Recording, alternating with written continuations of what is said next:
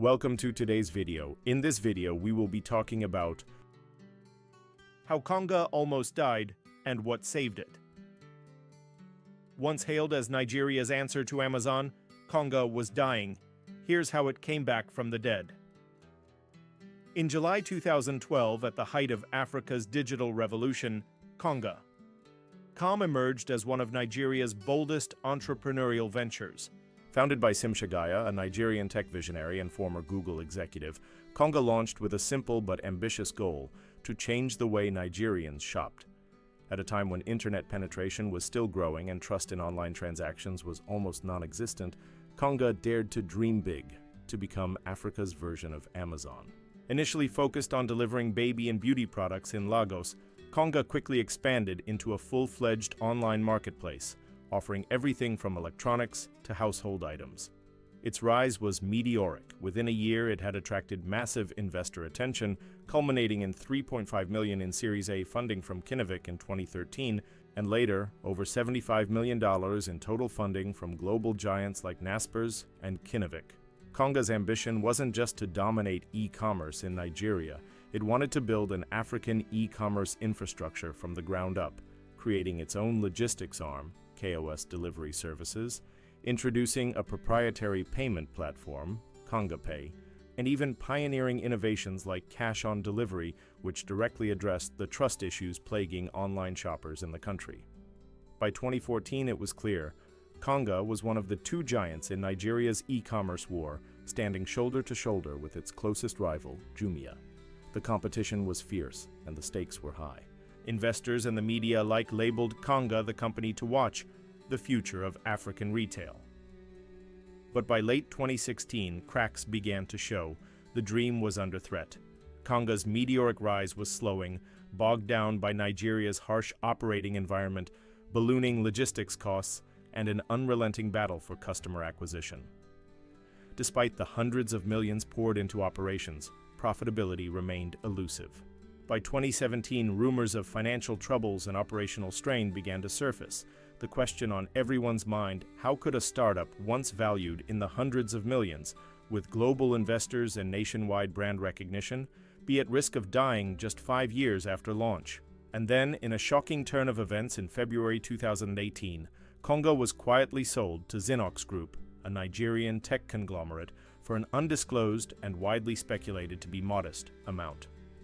That moment marked the end of an era and the beginning of an unexpected resurrection. This is the story of how Konga, Nigeria's Amazon, almost died and what saved it.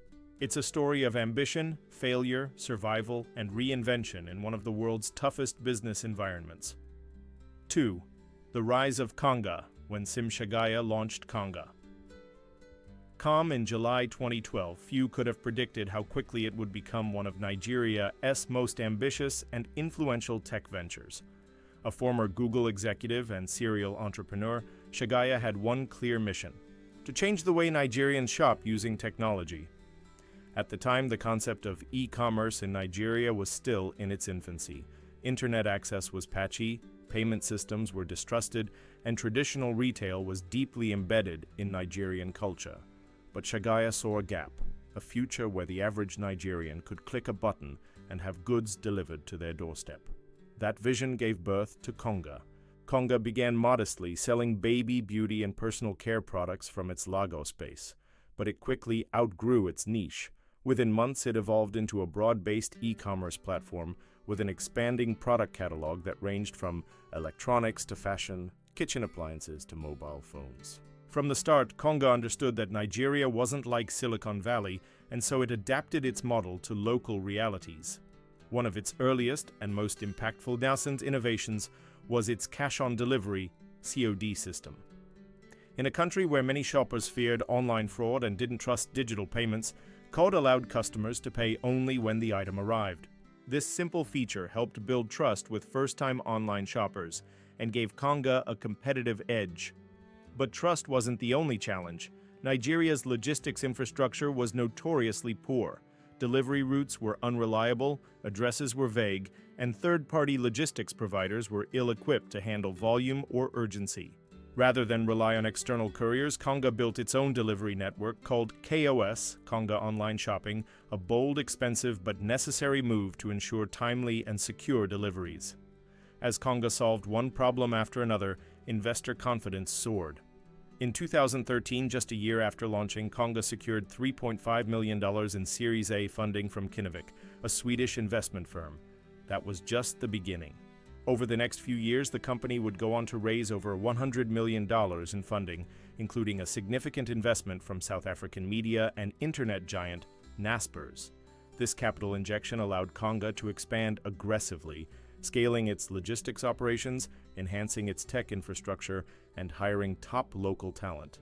It also supported the development of Konga Pay, a proprietary payment gateway introduced in response to Nigeria's banking challenges and the need for more secure transactions. By 2014, Konga had firmly established itself as a household name in Nigeria. It was in a head-to-head race with Jumia, another e-commerce startup backed by Rocket Internet, for dominance of Nigeria's online retail space. Together, they were reshaping the country's commerce landscape, driving digital adoption and consumer behavior change at a pace never seen before. For a brief period, Konga represented the golden promise of Nigerian tech, locally led, globally funded, bold enough to build its own infrastructure, and smart enough to localize global models to fit African realities. But as Konga climbed higher, the terrain beneath it was shifting. The same challenges it worked so hard to overcome, logistics, trust, payment infrastructure, and competition, would soon become its biggest threats. The rise had been fast, but what comes up in the tech world, especially in Africa, doesn't always stay up.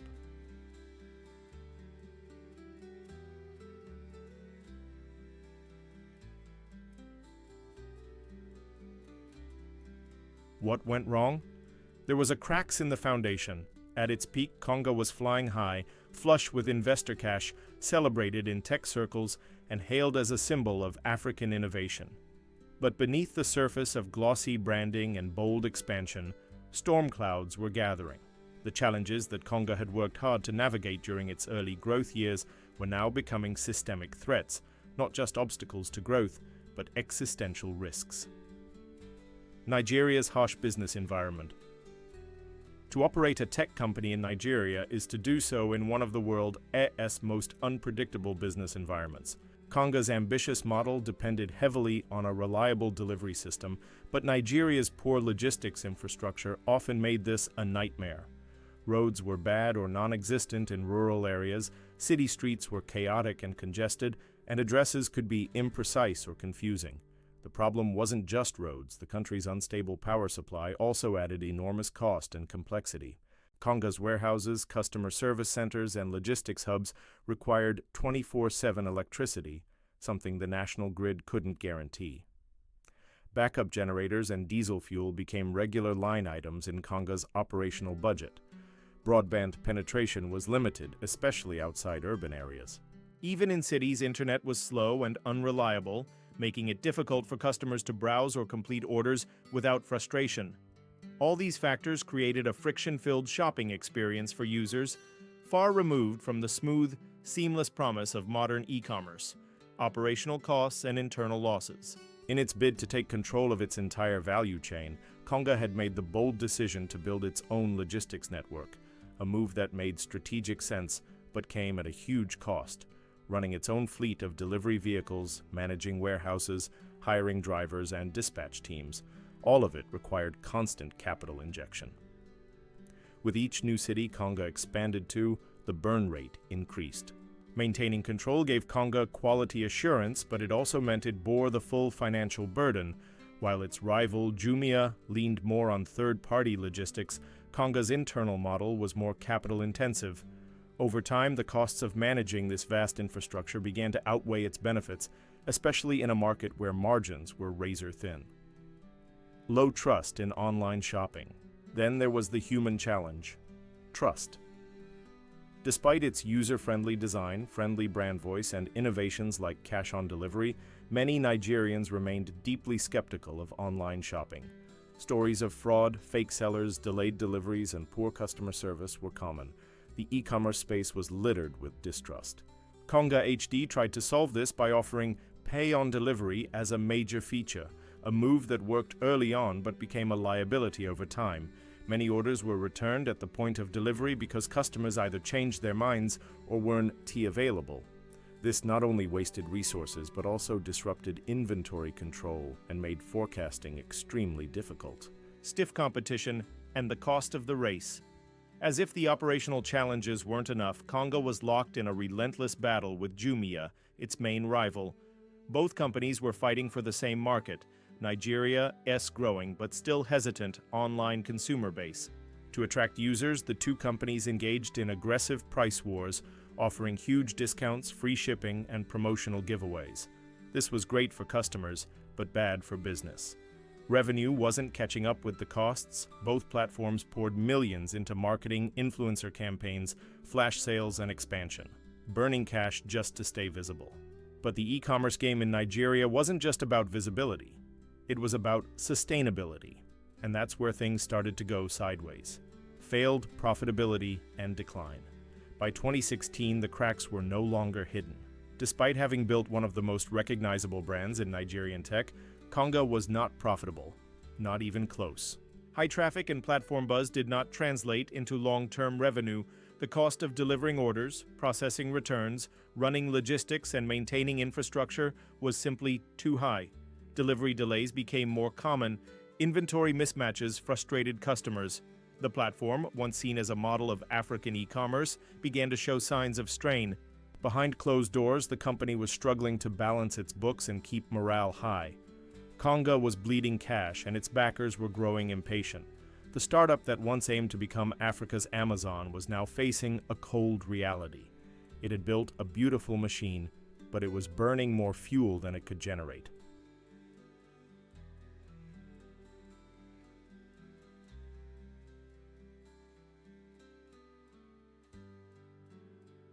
The breaking point. Konga almost dies by 2017. The dream was unraveling. Konga, once celebrated as Nigeria's e-commerce golden child, had reached a critical point. Years of bold investments, rapid expansion, and efforts to solve deeply rooted structural challenges had taken a toll. Behind the optimistic press releases and colorful ad campaigns, the company was bleeding cash, and fast. 2017. Financial trouble reaches the surface. Internally, alarms were ringing. Confidential reports showed that Konga's burn rate had reached unsustainable levels. The capital that once seemed limitless was dwindling, and the path to profitability remained elusive.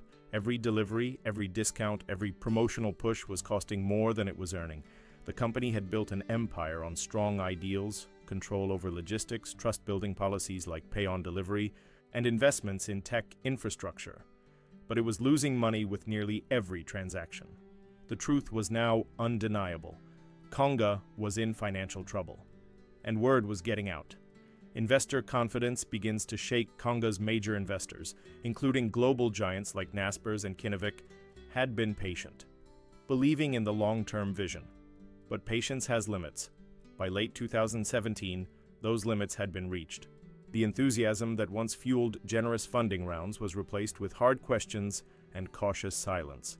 Was e-commerce in Nigeria even viable at scale? Could any business survive the costs of building infrastructure while chasing customer growth in an unprepared market? The mood shifted. Investors stopped writing checks. The flow of capital that had powered Konga's engine for years was reduced to a trickle, and the company had no choice but to make drastic moves. Layoffs and downsizing began. The first public sign that something was wrong came in the form of staff cuts. Konga began laying off workers across departments, logistics, customer service, tech, and even its Lagos headquarters. Insiders spoke of low morale, uncertainty, and a shrinking vision. The company that once championed nationwide delivery was now scaling back routes, canceling regional hubs, and reducing internal operations. Media reports picked up the story. Headlines hinted that Konga was on life support, its ambitious model no longer sustainable. Some speculated that the company was preparing for a full shutdown. For a brand that had once embodied the hopes of Nigeria's tech ecosystem, the idea of closure was unthinkable. But the signs were hard to ignore. Rumors of shutdown spread. Konga's loyal customers began to notice changes. Order processing slowed down. Delivery times became inconsistent. Merchants on the platform started complaining of delayed payments and fewer buyers. Communication from the company became sparse. While no official announcement was made, the silence was deafening. Speculation filled the void. On social media and industry blogs, whispers turned into loud rumors. Was Konga shutting down? Had it finally run out of time and money? Insiders later confirmed that shutdown was very much on the table. In fact, unless a miracle happened, it was only a matter of time. The dream of building Africa's Amazon was slipping away. Konga had reached its breaking point. The company was too big to run lean, too complex to pivot quickly, and too cash-strapped to sustain its old model. The end seemed imminent. And yet, just when it looked like it was all over, a new chapter began. One that would reshape the company's fate and spark one of the most surprising corporate turnarounds in Nigeria's tech history. Just when it looked like the lights were about to go out at Konga, a new player stepped in. Not a foreign investor, not a Silicon Valley rescue mission, but a homegrown Nigerian tech group with a reputation for big, bold moves. Zinox Group. Zinox comes in 2018. In early 2018, Zinox Group, founded by Leo Staneke, announced that it had acquired Konga. The news broke like a thunderclap across Nigeria's tech ecosystem. While many had expected Konga to quietly fold or be bought up piecemeal, Zinox came in with an ambitious promise: to revive the dying e-commerce brand and make it profitable. This was no ordinary acquisition. It was a bold declaration that a Nigerian company could save another Nigerian tech giant where foreign capital had failed. Leo Staneke, a seasoned entrepreneur and one of Nigeria's most respected figures in ICT, made it clear that this wasn't a vanity buy.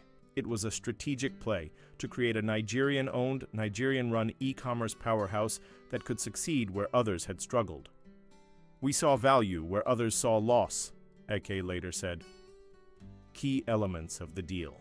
While the exact figures of the acquisition were never made public, insiders described it as a cut-price deal. Some reports claimed that Konga had been bought for less than $10 million, a fraction of the over $100 million it had raised in funding just a few years earlier. If true, it was one of the biggest valuation crashes in African tech history, but also a potential bargain of the decade. Zinox wasted no time. One of its first moves was to merge Konga with Udala, a hybrid retail company it already owned. Udala had a physical store presence across Nigeria and a smaller online footprint, but together the merged brand promised something new: a true omni-channel retail model. The new Konga would operate both online and offline, combining the strengths of both companies to serve customers more effectively and more profitably. Strategic overhaul and cost-cutting. Zinox didn't just throw money at the problem, it restructured the entire business model.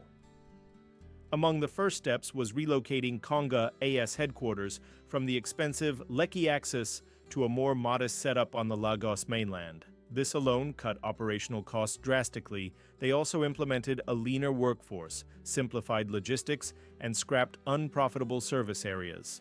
The focus shifted from rapid growth to sustainable growth, from flashy market share to building a path to real profitability. Perhaps most importantly, the new leadership refocused Konga's value proposition. Instead of competing in a price war with Jumia or trying to be Amazon of Africa, the company began building a model that fit Nigeria's specific realities, including cash preference, unpredictable logistics, and the importance of trust. Konga had finally found what it had long needed: a parent company that understood Nigeria as deeply as it understood technology. The rescue wasn't just financial, it was philosophical. The Zinox acquisition marked the turning point in Konga's story, from a startup in distress to a revived, recalibrated brand with a new shot at relevance and long-term growth.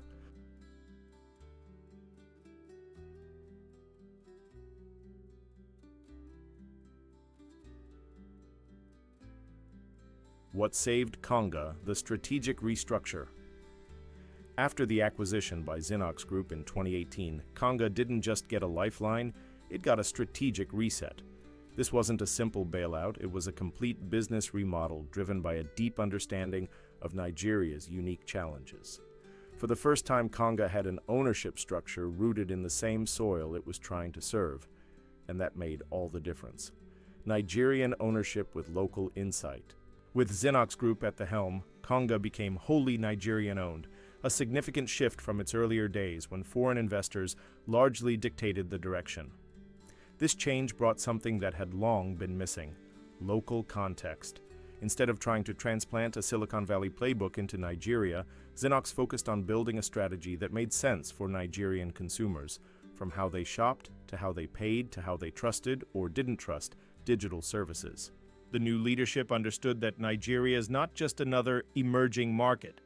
It is a complex ecosystem with distinct social, economic, and infrastructural realities. Operational efficiency through smart consolidation. One of the first major moves post-acquisition was to streamline operations. Konga leveraged Udala-ES physical infrastructure, a nationwide network of stores and warehouses, to solve logistics bottlenecks that had crippled it before. Gone were the days of trying to build a vast logistics empire from scratch. Instead, the company consolidated its warehousing, fleet management, and delivery operations, focusing on areas that generated returns while shutting down loss-making ventures that had previously drained resources. This leaner, more focused structure reduced the burn rate and allowed Konga to redirect capital to high-impact areas. Hybrid retail model, merging online and offline. Perhaps the most visionary aspect of the restructure was the hybrid retail model, a fusion of e-commerce and physical retail. While many global players were going fully digital, Konga leaned into brick-and-mortar locations, rebranded and repurposed from Udala's existing footprint. These stores became pickup points for customers who didn't want home delivery, verification points to boost consumer trust in the brand, warehousing hubs for last-mile delivery optimization. This move was perfectly suited to Nigeria, where trust in online shopping remained low and many consumers still preferred to see a physical presence before parting with money. Konga Pay relaunch, solving the payment puzzle.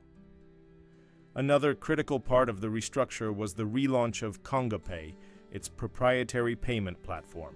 Originally introduced in 2015 in partnership with Nigerian banks, Konga Pay was rebranded and relaunched under the new leadership to offer seamless, secure, and trusted payment options.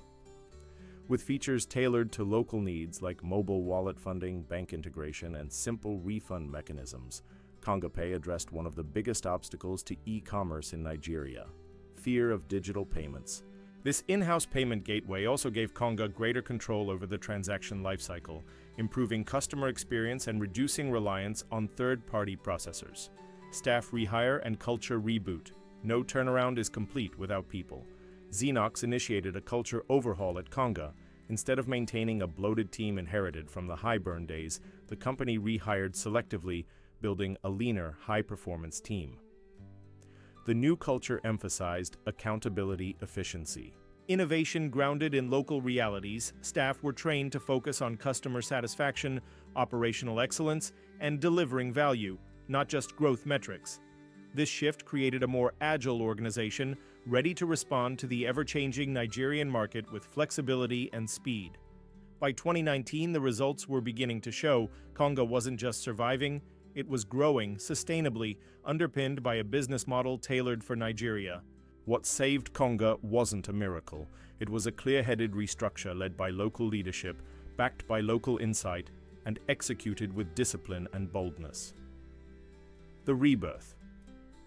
After teetering on the brink of collapse, Konga didn't just bounce back, it began to quietly, methodically, and deliberately rebuild itself into a leaner, smarter, and more sustainable business.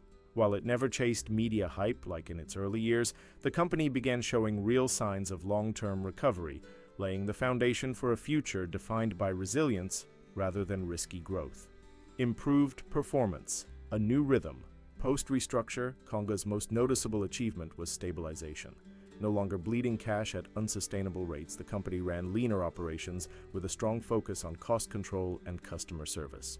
Internal logistics became more predictable, customer orders more timely, and trust, once a major issue, began to rebuild. Unlike in the past, where high traffic was often met with chaotic delivery and product issues, Konga now had a tighter grip on inventory, warehousing, and fulfillment. This translated into fewer failed deliveries, faster order processing, better customer feedback. It was clear Konga wasn't trying to win the sprint anymore. It was playing the marathon. Tech investments. smarter tools for smarter commerce. Recognizing that technology was still at the heart of e-commerce, Konga quietly rolled out upgraded mobile applications and back-end systems designed to enhance the user experience and streamline internal operations. Highlights included a revamped Konga app with smoother navigation and faster checkout, seamless integration with Konga Pay, reducing abandoned carts and payment delays. Data-driven logistics routing, allowing more efficient last-mile delivery. By focusing on usability and performance, rather than flashy design, Konga delivered tech tools that worked well in low-bandwidth environments and appealed to the average Nigerian shopper. New verticals, Konga Travel and Konga Health. In a bold but strategic move, Konga diversified its offerings beyond traditional retail. Konga Travel was launched to provide flight and hotel booking services, tapping into Nigeria's growing domestic and regional travel market. It leveraged Konga's brand trust and payment system to compete with older travel platforms. Konga Health emerged as a platform for pharmaceuticals and health products, offering access to verified drugs and wellness items. This move came at a time when online health shopping was gaining traction, especially post-pandemic. These expansions weren't random. They were part of a calculated strategy to build a complete digital lifestyle ecosystem around the Konga brand. Long-term plan. Break even, not burnout. Perhaps the most refreshing part of Konga's rebirth was its philosophical shift. Under Zinox's ownership, Konga abandoned vanity metrics like traffic spikes, valuation buzz, and splashy funding rounds. Instead, the company focused on operational sustainability, profit-oriented growth. Customer retention over acquisition frenzy. Zinox publicly stated its ambition for Konga to break even within a few years, a realistic and disciplined target in Nigeria's unpredictable business climate. This reflected a mindset of measured ambition, a far cry from the blitz-scale or die narrative of the early 2010s. By 2021, Konga was no longer a media darling or startup unicorn contender, but what it had become was far more important: a viable business rooted in Nigeria, powered by experience, and armed with a clear sense of purpose.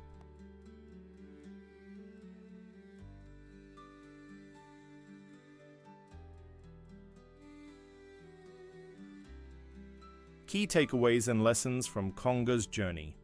Konga's story isn't just about a company that almost collapsed and survived. It's a cautionary tale, a playbook, and a case study all rolled into one.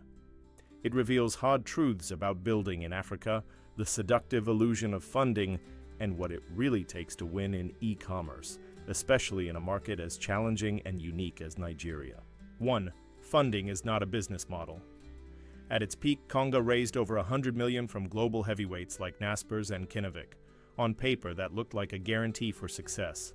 But in reality, money without a clear, sustainable model became a liability. Big capital led to overinvestment in expensive infrastructure, aggressive customer acquisition without retention, a false sense of security that profitability could come later. In the end, it wasn't funding that saved Konga. It was Zinox's clear-eyed restructuring, operational discipline, and local understanding that turned the tide. Lesson: in Africa, the size of your funding matters far less than how wisely and locally you use it. 2. Local problems need local solutions. Konga's early years tried to replicate Western models: tech-heavy platforms, cash burn growth, and aggressive market dominance. But Nigeria had its own rules: low digital payment penetration, skepticism toward online businesses, poor delivery infrastructure. Western strategies didn't account for the unique realities of Nigerian consumers or the unforgiving business environment. Zinox's turnaround worked because it was built by Nigerians, for Nigerians, blending local insights with lean operations. Lesson: success in Africa doesn't come from copying Silicon Valley. It comes from deeply understanding your users and solving their real ground-level problems. 3. Resilience and reinvention matter more than hype. Few companies bounce back from near death. Konga did, not through miracles but through discipline, trimming the fat, realigning its purpose. Staying humble and rebuilding brick by brick, the glory days of media buzz were gone. But in their place stood something far more meaningful: a business that works. Lesson: in the startup world, it's not who shines brightest, but who adapts fastest that survives. 4. Trust is everything in e-commerce. Forget fancy apps and glossy marketing. In Nigeria's e-commerce space, trust is the real currency. Konga nearly died because it couldn't fulfill its most basic promise: deliver what customers ordered when they expected it. Zenox rebuilt that trust by stabilizing logistics, enhancing customer support, integrating Konga Pay for smoother, safer transactions. Lesson: no matter how digital you are, customers want one thing: reliability. The journey continues. Konga's story offers a mirror to every ambitious tech venture in Africa. Dream big, but root your dreams in reality. It teaches that restructuring is not failure, it's survival, and that sustainable growth always beats unsustainable hype. In a continent full of potential and complexity, Konga's journey shows that African problems require African answers, and that with the right mix of resilience, humility, and strategy, even the dying can rise again. Konga's story isn't over. In fact, it's still being written. One transaction, one innovation, one strategic choice at a time. While it no longer commands the media spotlight like it once did, Konga remains a quiet force in Nigeria's e-commerce landscape. It still faces stiff competition, from Jumia, from rising local startups, and from the ever-complex Nigerian market. Growth hasn't been explosive, but it's been measured, stable, and real. What makes Konga's journey remarkable isn't just that it was saved. It's what it became after the fall: leaner, smarter, more grounded, locally led, and locally designed. A reflection of what African tech can truly be when it's rooted in realism and built with purpose. Today, Konga is no longer trying to be Nigeria's Amazon. Instead, it's focused on being Nigeria's Konga, a brand that understands the terrain, earns its customers' trust, and moves forward step by step. Konga didn't just survive, it adapted, and that made all the difference.